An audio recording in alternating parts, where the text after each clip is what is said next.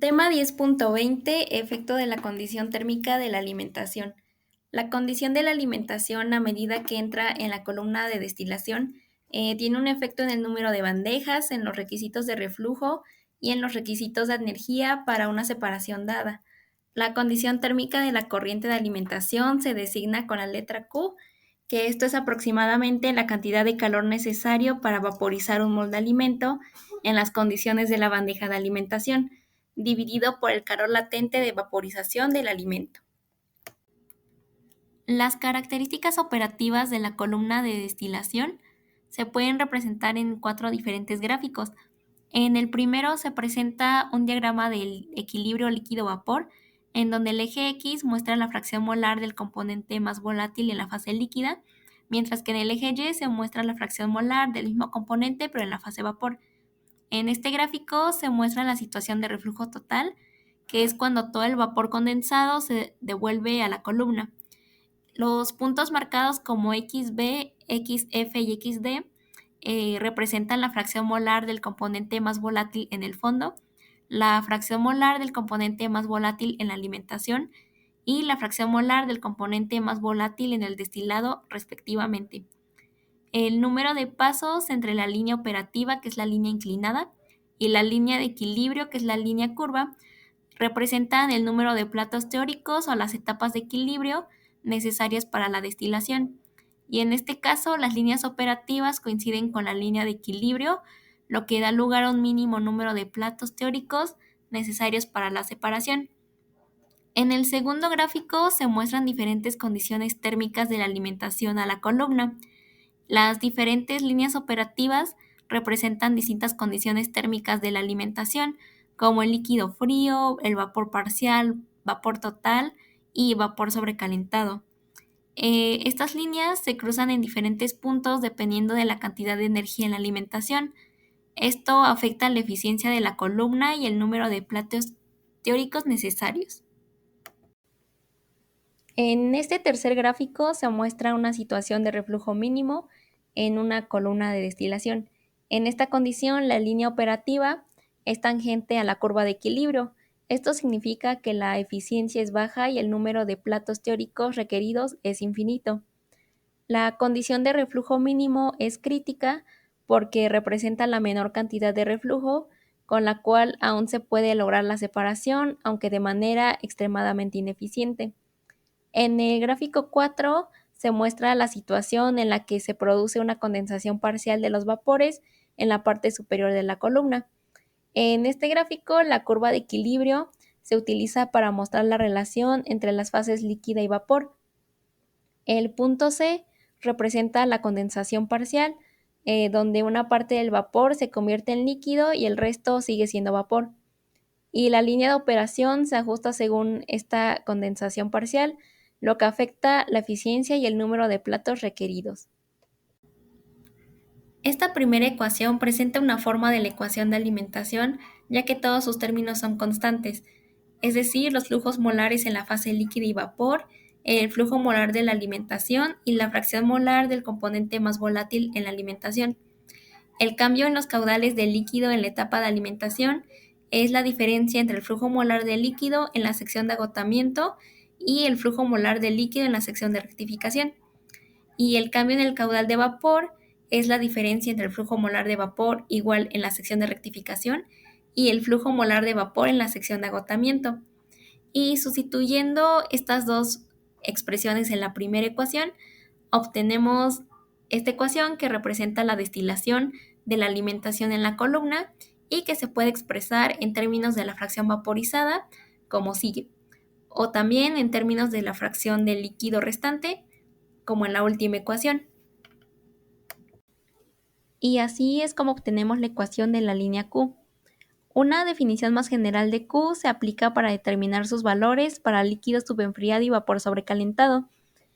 Q representa el cambio de entalpía para llevar la alimentación a la temperatura de vapor en el punto de rocío, dividido por la entalpía de vaporización de la alimentación, que es el punto de rocío menos el punto de burbuja. Esto quiere decir que Q es la entalpía de la alimentación a la temperatura de vapor saturado menos la entalpía de la alimentación, ya sea en líquido, vapor o en las dos fases, dividido entre la entalpía de la alimentación a la temperatura de vapor saturado, menos la entalpía del líquido, que pueden estar en kilocaloría por kilogramo o BTU sobre libra mol. Para una alimentación de líquido subenfriado, la ecuación se convierte en la siguiente, donde la diferencia de la entalpía de la alimentación a la temperatura de vapor saturado y la entalpía del líquido es igual al cambio de entalpía molar desde el punto de burbuja hasta el punto de rocío, y la diferencia entre la entalpía del líquido y la entalpía de la alimentación, ya sea en líquido, vapor o en las dos fases, es igual a la capacidad calorífica molar del líquido por la temperatura del punto de burbuja menos la temperatura de alimentación. A partir de esas ecuaciones podemos sustituirlas en la primera fórmula, obteniendo así la ecuación de la alimentación del líquido subenfriado. Y para un vapor sobrecalentado tenemos que Q es igual a la capacidad calorífica molar de vapor por la temperatura del punto de rocío menos la temperatura de alimentación entre el cambio de entalpía molar desde el punto de burbuja hasta el punto de rocío. Definición de la pendiente de la línea Q en el diagrama de equilibrio de una columna de destilación. La línea Q, que está representada en azul en el diagrama, tiene una pendiente definida por Q sobre Q-1, donde el parámetro Q denota la fracción molar del líquido en la alimentación. Hay 5 casos de la pendiente de la línea Q. El primero es cuando Q es menor a 0 y corresponde a vapor sobrecalentado y la pendiente es negativa. El segundo caso es cuando Q es igual a 0, corresponde a vapor saturado y la pendiente es 0.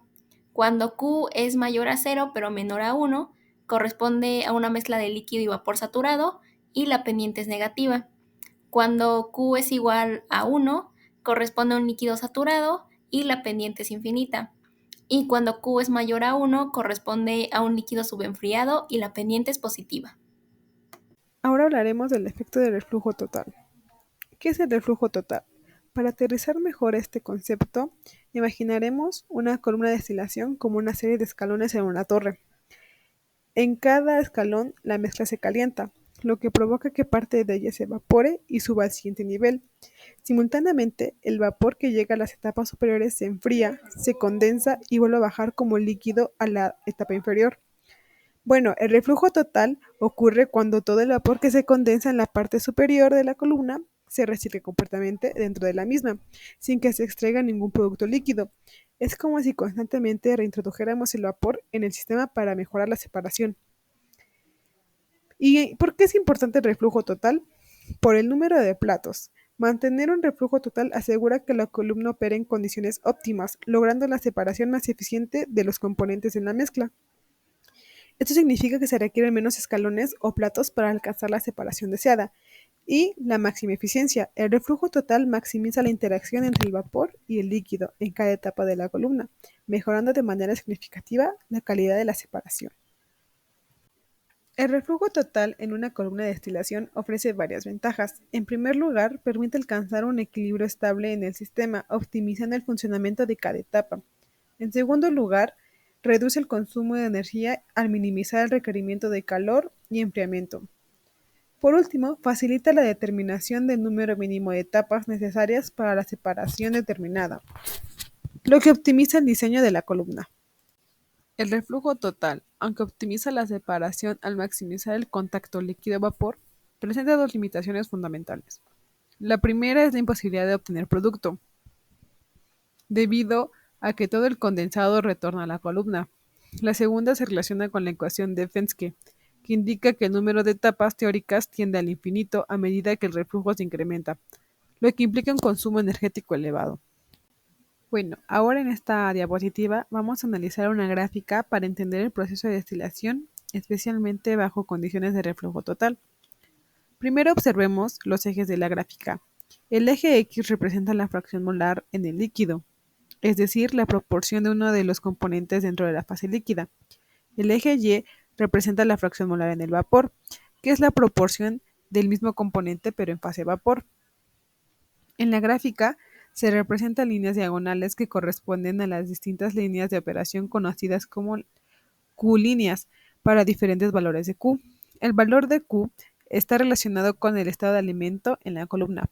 Por ejemplo, podemos observar que para Q igual a 1.5 y para Q 1.0, que también se marca como línea de alimentación, estas líneas representan diferentes escenarios operativos, dependiendo de cómo se introduce el alimento en la columna y en qué estado, ya sea líquido, vapor o una mezcla. Estas líneas diagonales nos permiten visualizar los estados operativos de un proceso de destilación cuando estamos trabajando bajo condiciones de reflujo total. Es decir, nos ayudan a comprender cómo las fracciones molares del componente en el vapor y en el líquido varían a medida de que se progresan a través de las etapas de la columna. Se podría decir que esta gráfica es una herramienta clave para interpretar el comportamiento de la columna de destilación y ajustar las condiciones operativas para lograr una separación eficiente de los componentes. Ahora hablaremos de la ecuación de Penske. La ecuación de Penske es una herramienta fundamental en el diseño de columnas de destilación. Nos permite calcular el número mínimo de etapas teóricas necesarias para separar una mezcla, bajo condiciones de reflujo total. Esta ecuación considera la volatilidad relativa de los componentes y las composiciones en el destilado y en el fondo de la columna. Como podemos ver en la ecuación, Ni es el número mínimo de etapas o de bandejas, XD y XB representan las fracciones molares del componente más volátil respectivamente en el destilado y en el fondo de la columna, y alfa es la volatilidad relativa del componente más volátil en comparación con el menos volátil. La volatilidad relativa indica cuán fácilmente se separan los componentes en una mezcla. Cuanto mayor es alfa, más fácil es la separación y por lo tanto se necesitan menos bandejas en la columna. Entonces, en resumen, esta ecuación es una herramienta esencial para el diseño de columnas de destilación, porque permite optimizar el número de etapas o de bandejas, lo que a su vez mejora la eficiencia del proceso y reduce los costos.